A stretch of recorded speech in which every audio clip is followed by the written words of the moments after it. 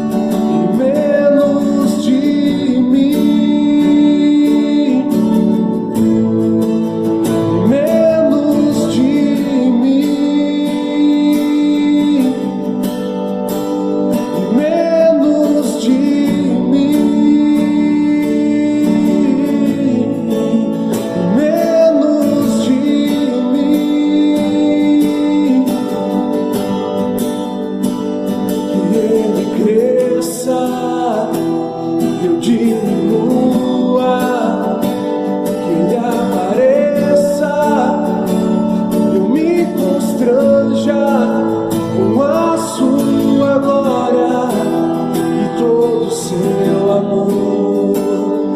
Infinita humildade, servo de todos os irmãos.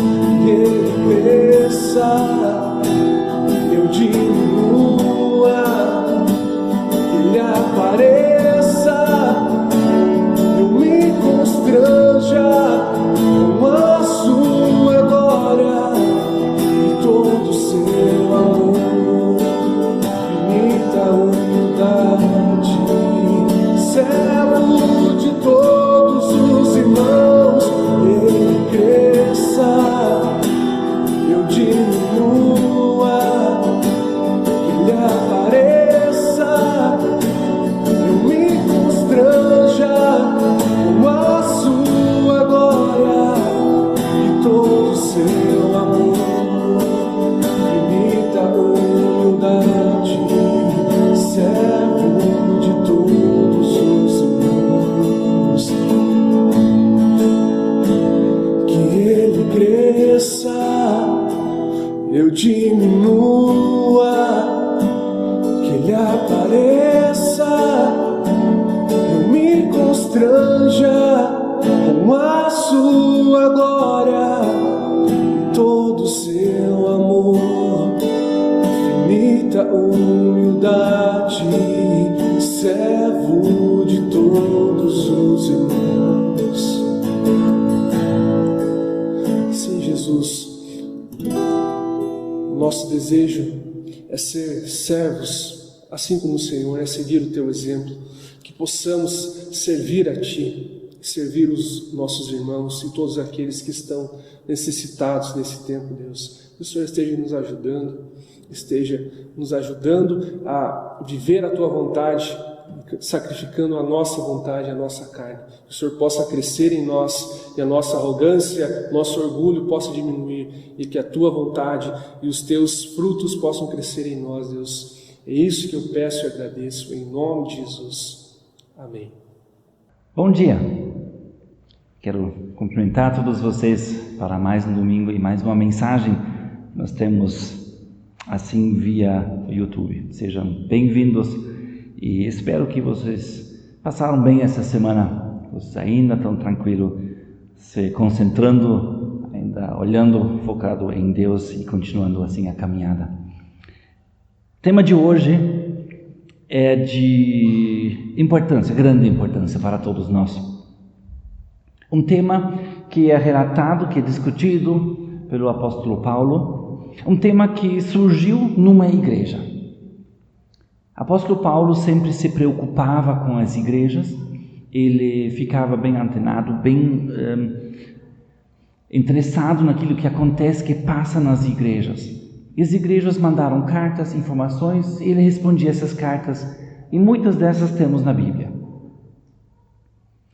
Uma certa igreja surgiu no meio de pagãos, no meio de pessoas não judeus.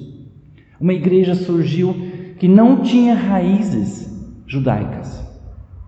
Quer dizer, uma igreja que não tem as tradições, uma igreja que não tem toda a formação, como que talvez as igrejas que saíram do judaísmo tinham. Isso quer dizer que uma igreja assim tem problemas diferentes, problemas que os outros talvez não tinham. Se alguém nasce num lar cristão e vive com o padrão de Deus, certas coisas ele desconhece. Certas coisas ele nunca viveu. Se alguém nasce agora num lar destruído, cheio de pecado, de problemas, ele cresce com um padrão de vida diferente daquele que nasceu na igreja. Agora os dois se tornam membros. Uma igreja, desde a época de Noé, que a gente costuma falar, né? Desde aquela época a igreja existe. E a outra igreja se formou agora com pessoas que nunca viviam com Jesus. Como que essas igrejas vão agir? Como que essas igrejas vão enfrentar dificuldades ou desafios? Um desafio assim, queremos ver juntos hoje. E a grande pergunta que nós vamos fazer hoje é: como resolver conflitos? Eu sei, vocês já devem ter ouvido essa palavra, essa frase muitas vezes. Talvez ter tentado, talvez até ouvido mensagens sobre isso.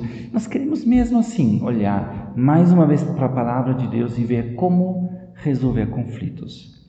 A base, o nosso texto de hoje vai ser 1 Coríntios capítulo 6, de 1 até 11.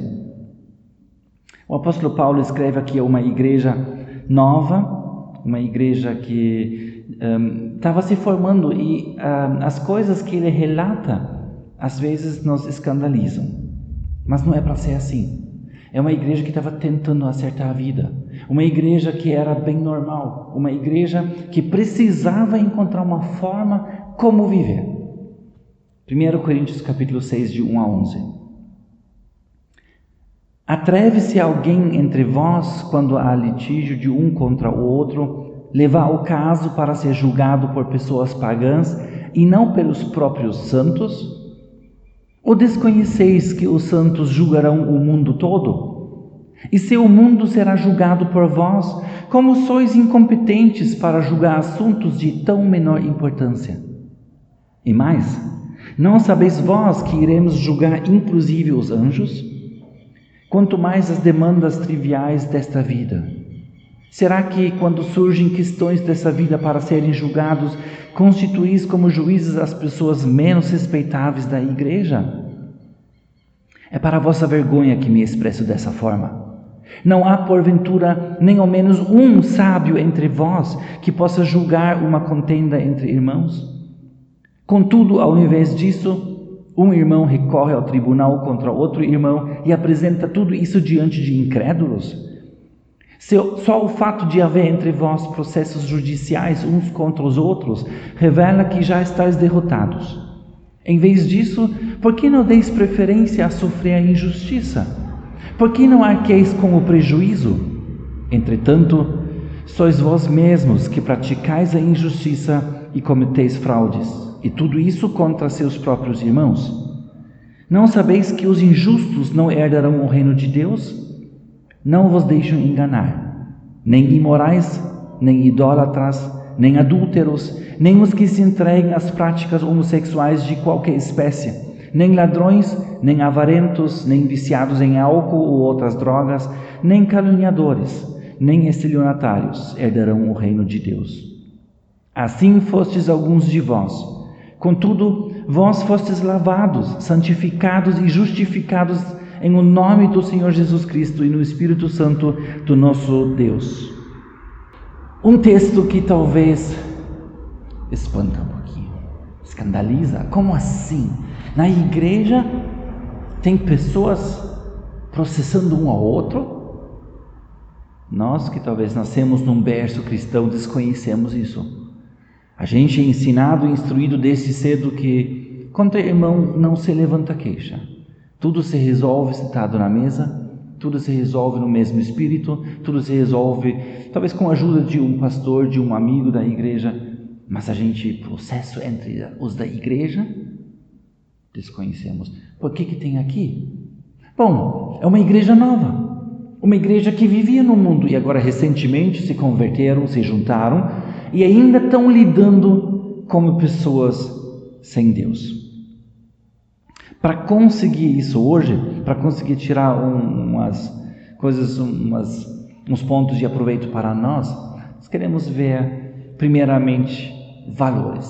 Vamos avaliar valores.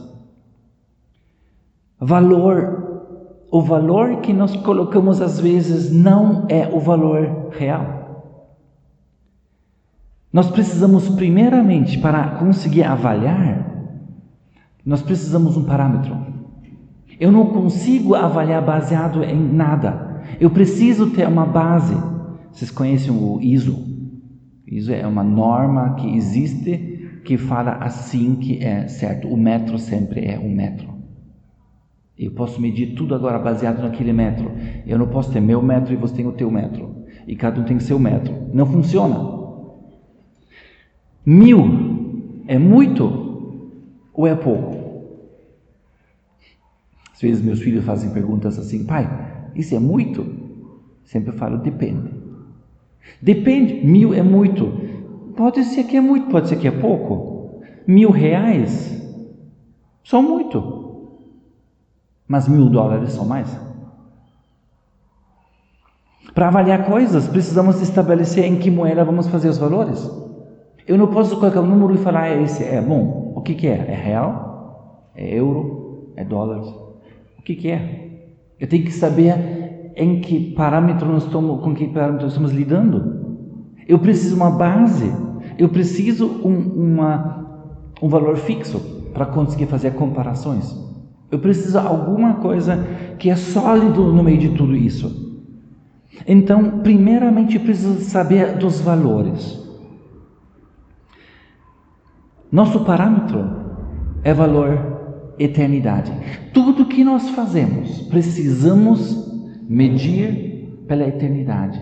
Por quê? Porque tudo aqui é passageiro. Tudo que nós vivemos aqui é passageiro e não vai passar para a eternidade, nem o teu corpo. Você vai ter que deixar aqui. E por isso nós consolamos os irmãos. No enterro, por exemplo, não fiquem preocupados. Vamos deixar o corpo aqui. Como a Bíblia fala, é corruptível. Nós vamos ganhar o incorruptível. Então nosso valor não está fixado numa coisa que perde o seu valor, mas naquilo que é eterno. Nós precisamos primeiramente colocar o valor, qual que é o valor certo. Na luz da eternidade, muitas coisas perdem o valor. O que você faria se tivesse só mais uma semana de vida? Você ia gastar essa semana em coisas tipo dormir muito ou arrumar algumas coisas que são totalmente desnecessárias? Você ia ainda correr rapidinho para fazer um consórcio para talvez daqui 24 meses ser contemplado? Você ia fazer coisas totalmente desnecessárias? Ou você ia se focar e se concentrar em coisas com valores baseados na eternidade? Talvez resolver ainda um conflito. Talvez falar ainda para alguém que eu amo. Talvez pedir perdão para alguém. O que você faria diferente se tivesse só mais uma semana? Se nós comparamos nossas coisas com a eternidade, muito aqui perde valor. Então nós também precisamos avaliar uma outra coisa. Nós precisamos avaliar tudo baseado num parâmetro, mas também precisamos avaliar as questões que estão agora sendo tratadas dentro desse conflito. Nós precisamos avaliar isso de uma forma certa, não isolado. Se nós olhamos para alguma coisa isolado, nós podemos fazer nós podemos mostrar ou apresentar um quadro totalmente torto. Uma corrida. E você pergunta em que lugar que você chegou. Cheguei no 5º lugar. É bom ou é ruim? Você tem que ter mais uma informação. Quantas pessoas correram no total? Se foram só 5, é péssimo. Se foram 1.000, está muito bom. Nós precisamos avaliar a questão que está sendo tratado. Nós não podemos olhar de uma forma isolada. Vamos olhar para o conflito. Sobre o que estamos brigando? Qual que é o motivo do conflito? Os pastores que estão talvez ouvindo a mensagem sabem quais são os conflitos, porque quando vêm pessoas, casais, irmãos com conflitos, são os mais variados. Às vezes é uma coisa de tão pouco valor, mas tem briga, tem divórcio, tem discussões, conflitos na família. Talvez estamos brigando sobre bens materiais. Vamos olhar uma vez quanto vale aquele nosso motivo para Deus. Se nós olhamos para bens materiais, o que isso vale para Deus? Qual que é o valor disso? Tem uma história muito interessante na Bíblia que mostra isso. Nós temos Eliseu, e como sempre, cercados, na outra mensagem já mencionei ele, sempre cercados e sempre tem inimigos em volta. E eles estão cercados novamente, a um ponto que eles estão morrendo de fome. Aí tem o primeiro versículo, 2 Reis, capítulo 6, versículo 25. 2 Reis, capítulo 6, versículo 25. Aí fala: houve grande fome em Samaria, porque o cerco foi mantido até que grande fome se espalhou por toda a cidade, a ponto de uma cabeça de jumento custar o equivalente a 80 peças de prata, e uma caneca de esterco de pomba, 5 peças de prata. Ouviram? A cidade estava cercada, cabeça de jumento, 80 moedas de prata. E uma canequinha de esterco de pomba, 5. Deus manda um aviso para o rei e fala: eu vou mudar tudo isso. Então, numa noite, ele consegue resolver, ele tira todo mundo. E no outro dia, 2 Reis, capítulo 7, versículo 16. Outro dia. Então o povo saiu e saqueou o acampamento dos arameus. E aconteceu que o preço de uma medida de farinha caiu para o equivalente a uma peça de prata. Assim como 2 medidas de cevada passaram a custar também uma peça de prata, exatamente como o Senhor havia dito. Olha só essa mudança de valor. Uma cabeça de jumento custava 80 pratas. No outro dia, uma medida de farinha custava uma moeda de prata. Como assim? Sim, nós brigamos às vezes por dinheiro, por valores. Nós brigamos por certas coisas, bens materiais, e nós esquecemos que o valor altera. Nós brigamos por uma coisa que vale pouco daqui a pouco. Você compra um carro que tem muito valor e aí sai que justo esse carro não vale muito. E você perde valor rapidamente. Se briga talvez porque o pai comprou o carro novo, o pai faleceu, agora está na herança, quem fica com o carro do pai? Aí tem briga em família porque todo mundo quer aquele carro. Aí vale tudo isso? Um carro que perde valor, coisas que não têm muito valor perante Deus. Quanto vale para Deus? Às vezes eu já falei, para Deus um carro é um monte de lata, plástico e tecido, um pouquinho de borracha no meio, só. Ele não se impressiona com nossos carros, pode ser 0. É um monte de nada. Será que nós brigamos por bens materiais que perdem o seu valor? Brigamos por coisas que daqui a pouco não tem mais nada de valor. Valeu? Nós precisamos avaliar o conflito. Às vezes nós precisamos avaliar também os direitos. Será que estamos brigando sobre direitos? Vamos avaliar isso. Olha só em Gênesis 13, de 8 a 12. Gênesis capítulo 13, de 8 a 12. Aí tem Abraão com seu sobrinho. E Abraão é mais velho. Abraão é aquele que saiu. Abraão é o anfitrião dessa família, o líder desse clã. Quem tem direitos é Abraão. Olha a conversa aqui.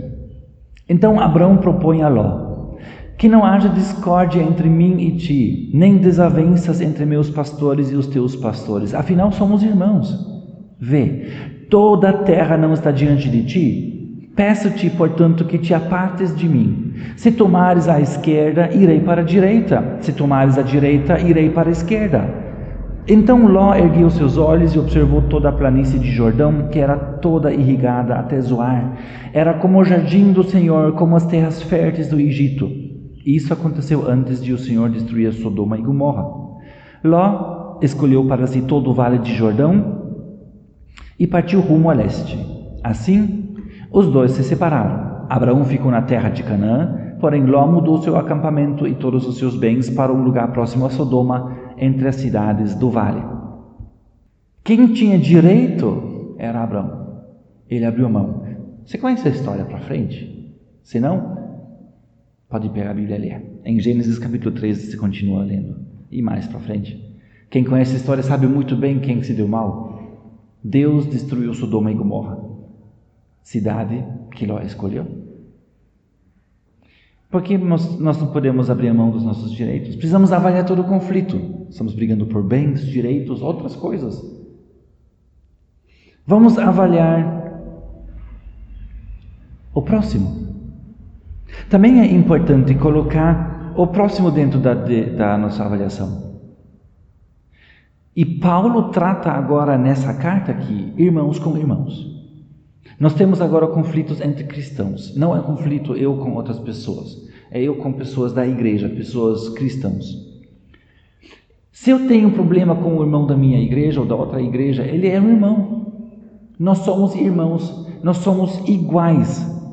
Nós fomos comprados pelo mesmo valor. Sabe quanto custou?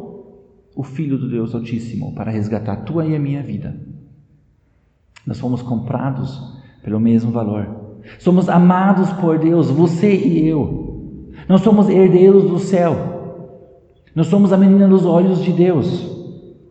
Temos muitas palavras a mais para aquilo que nós somos. Nós gostamos de aplicar tudo isso para nós, mas essas palavras também valem para o outro. Ele também é tão amado quanto eu. Como que eu posso então brigar com alguém que é amado por Deus? Como que eu posso então me levantar ou processar alguém que é amado por Deus, que também é menina dos olhos de Deus? Se eu cutucar, eu vou provocar a ira de Deus sobre minha vida. Qual que é a segunda coisa que precisamos para resolver conflitos, então? Estabelecer metas. Nós precisamos saber aonde nós queremos chegar. Nós precisamos saber o que nós queremos conseguir. Qual que é a nossa meta em todo esse conflito? Aqui tem uns versículos que nos ajudam bastante. Filipenses, capítulo 1, versículo 20. Aguardo com ansiedade e grande esperança que em nada serei decepcionado. Pelo contrário, com toda a intrepidez, tanto agora como em todos os dias, Cristo será engrandecido no meu corpo, seja durante a vida ou mesmo na hora da morte.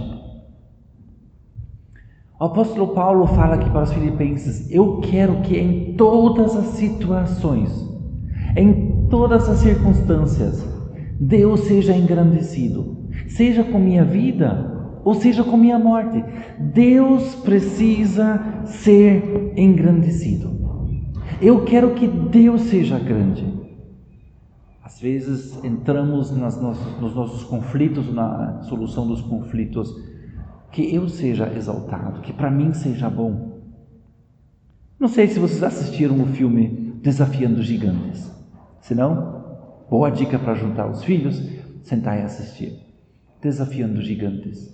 E uma frase que me marcou muito naquele filme é o treinador falando para a equipe: ganhando ou perdendo, vamos exaltar, vamos glorificar, louvar o Senhor. Coisas boas nós queremos, por que não queremos coisas ruins? Em tudo, ganhando ou perdendo, vamos louvar o Senhor. Isso que nós devemos colocar como meta.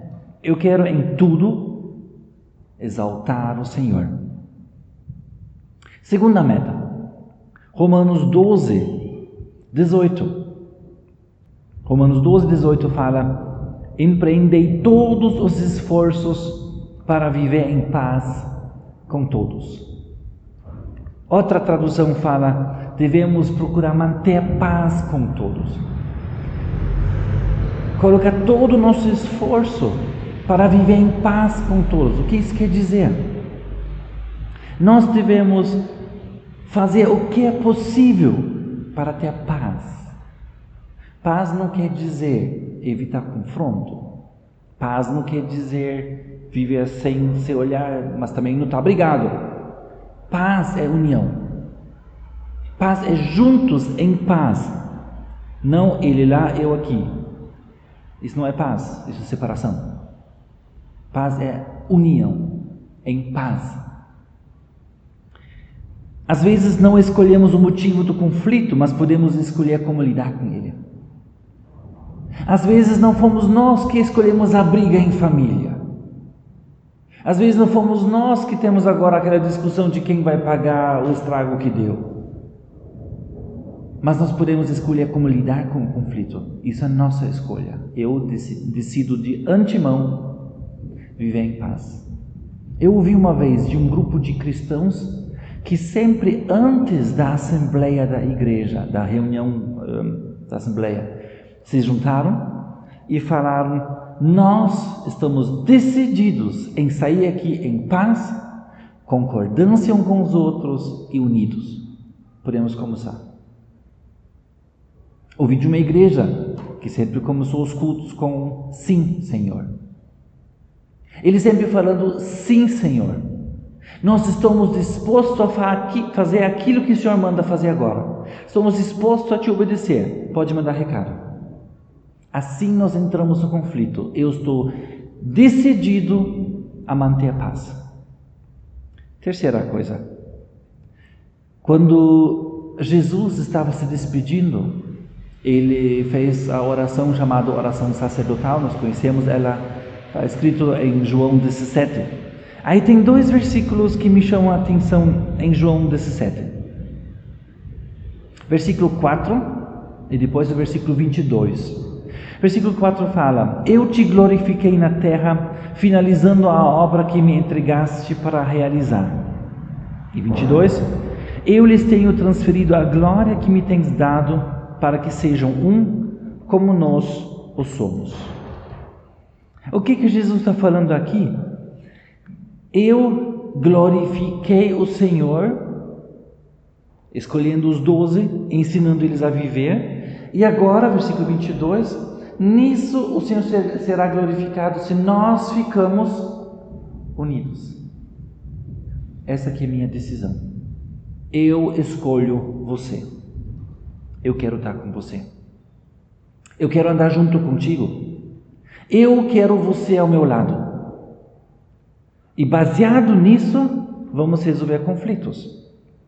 Eu preciso estabelecer metas. Estão vendo que antes de entrar na resolução dos conflitos, eu preciso saber como que eu vou sair.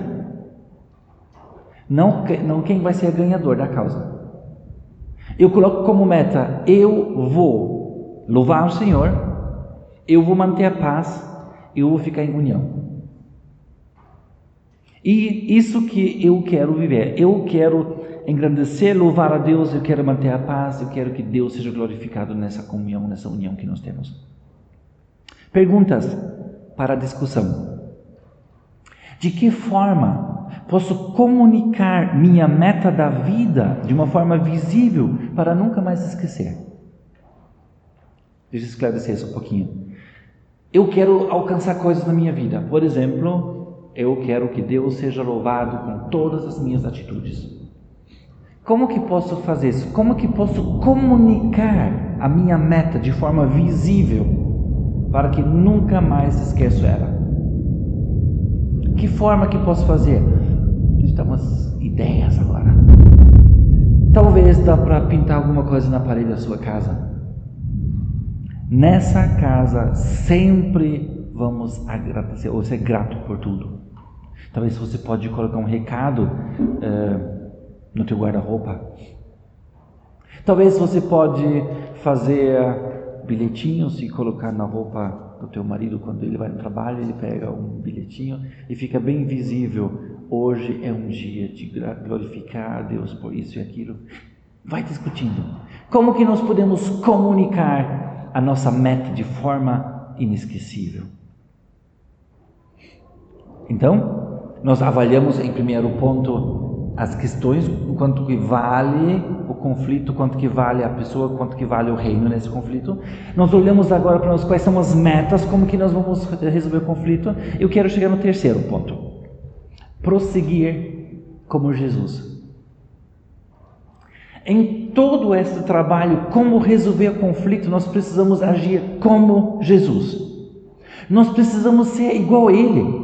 Nós não podemos ser diferente. Nós não podemos ter uma outra forma de atuar do que assim como que Jesus era. Nós precisamos ter a mesma maneira de agir como Jesus Cristo teve. Lembram? Tem um versículo na Bíblia que fala bem isso. Nós devemos ter a postura de Cristo, prosseguir como Jesus. Agora imagine Jesus no teu lugar tendo conflito. O que Ele faria no teu lugar? Vamos olhar para as palavras. Quais palavras Jesus usaria? Jesus não condenava. Jesus não condenava. A mulher era pega em flagrante. Trouxeram ela para ele falando: olha aqui, pegamos a mulher em flagrante. O que Jesus fez? Ele não condenou pelos erros. Às vezes estamos em conflitos porque o outro errou. E quando o outro errou, e chega e fala: olha, deu um problema, vamos fazer o quê? Processar? O que Jesus fez? Ele se ajoelhou, escreveu na areia, todo mundo foi embora e falou: se ninguém te condena, também não vou fazer. Jesus não mentia. Às vezes nós exageramos. Já falei isso 10.000 vezes para você. É uma mentira, não foi 10.000 vezes. Às vezes nós falamos: nunca você fez coisa certa. É mentira, já fez muita coisa certa. Jesus nunca mentia. Ele sempre ficava na verdade. Ele nunca ficou menosprezando ninguém. Trouxeram crianças para ele. Sabe o que Jesus fez? Pegou no colo, abraçou e abençoou essas crianças. Ele não menosprezava pessoas da sociedade. E também não é o próximo que errou. Ele não ridicularizava os outros. Chegaram lá a mãe, pedindo em favor dos filhos: ó Jesus, quando você for no teu reino, você pode fazer lugar à esquerda, à direita para meus dois, Pia? Gostaria muito de sentar perto do Senhor. Ele não ridicularizava. Ele não expôs essa mulher. Não saiu falando: olha o que essa mulher queria de mim. Talvez nós fazemos isso com o outro, contando como que o outro era tão falta de inteligência para fazer isso ou aquilo. Também não exigia seus direitos. Ele era Deus. Em forma humana, ele era 100% humano, 100% Deus. Estava aqui na terra. Colocaram ele na cruz. Ele falou: eu tenho direito, até posso chamar os anjos, vão me tirar na hora, porque obedecem os meus ordens. Mas não vou abrir mão dos meus direitos. Sabe quanto que custa? A vida. Estou disposto a pagar. Às vezes, nós e nossas palavras, nós exigimos o que nós temos de direito. Vai ver o que eu vou fazer contigo. Às vezes nós falamos para as pessoas: olha, você vai sofrer ainda isso e aquilo, condenando, menosprezando, ridicularizando, mentindo para as pessoas, talvez com as palavras, ou omitindo informações para conseguir mais. Jesus não fez assim. As palavras eram doces. As palavras eram de carinho, de amor. Quais eram as atitudes de Jesus? Como que ele agia? Ele falava palavras com ternura, ele não menosprezava com suas palavras, mas nas suas atitudes, como que ele agia? Por exemplo, ele ficou sentado no poço para reconciliar a mulher samaritana. Os discípulos foram comprar comida, voltaram, ele ainda sentado lá no sol do meio-dia, conversando com aquela mulher para reconciliar. Ele atravessou o lago para salvar o homem geraseno. Qual é essa história? Olhando bem para os detalhes, ele entra no barco, rema até no outro lado, enfrenta a tempestade, quase morre. Chegam lá, ele atende o homem geraseno e depois disso ele é expulso. Ele entra no barco e volta. Ele faz a viagem por causa de um homem. A atitude dele era reconciliar pessoas. Para o bem dos outros, ele foi ao jantar, sabendo que eles iam titular ele de pecador. bebedor, comilão, assim que eles chamaram ele, porque ele estava junto com o Zaqueu, com o Mateus, Levi. Ele estava junto com os pecadores. As atitudes dele eram sempre perfeitas. Eu vou fazer o que posso para ajudar o próximo, para fazer o bem ao próximo. Eu quero fazer o melhor que eu posso para que o outro seja abençoado. Essas foram as atitudes de Jesus. Quais era o propósito de Jesus? O que ele tinha de propósito? Glorificar o Pai. Então as palavras não eram de condenação, as atitudes eram de eu vou estar contigo, eu faço todo o esforço que posso para que você saia bem. Eu quero glorificar o Pai. Assim devemos prosseguir como Jesus. Em todos os conflitos que temos, nós precisamos ter palavras, atitudes e propósitos de Jesus. Se você não sabe como lidar com propósito, vem agora o ponto para a discussão. Procure uma história de Jesus onde ele resolveu um conflito e discute com outras pessoas sobre esse. Como que Deus fez? O que nós podemos aprender deste conflito? O que nós podemos imitar de Jesus deste conflito? Como que ele resolveu conflitos? Ele tinha muitos. Então, como que nós vamos lidar com os conflitos? É importante olhar para os valores. Importante nós estabelecer as metas. E muito importante saber agir como Jesus agia. Quero encerrar. Juntar tudo isso com uma aplicação. Talvez você percebeu quantas vezes você errou na hora de resolver conflitos. A grande chave é perdoar e pedir perdão para resolver. Aqui umas tarefas. Depois da oração final, pega o telefone. Liga para a pessoa que você precisa e conversa, pede perdão. Ou estende perdão, fala assim, eu vou te perdoar. Talvez alguém pediu perdão para você faz tempo e você nunca perdoou. Vamos resolver os conflitos conforme Jesus fez.